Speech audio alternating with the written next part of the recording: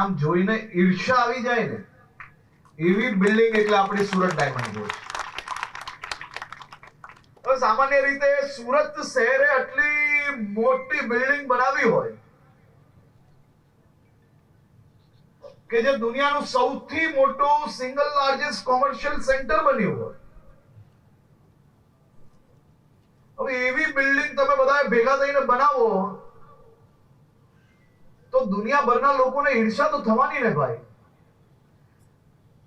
અને દુનિયાના અલગ અલગ શહેરોમાંથી દેશના અલગ અલગ જગ્યા પરથી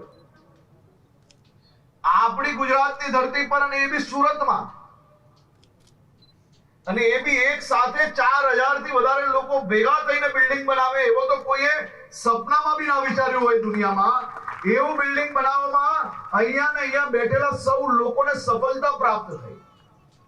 અને દુનિયામાં એક નિયમ એવો છે અને આ વ્યવહાર આપણે દુનિયાના દરેક દેશોમાં ખૂણે ખૂણે જોયો હશે કે કોઈ એક વસ્તુની અંદર જો તમને ખૂબ મોટી સફળતા મળશે, કોઈ એક સારી દિશાએ તમે કામ લઈ જવાનો પ્રયાસ કરશો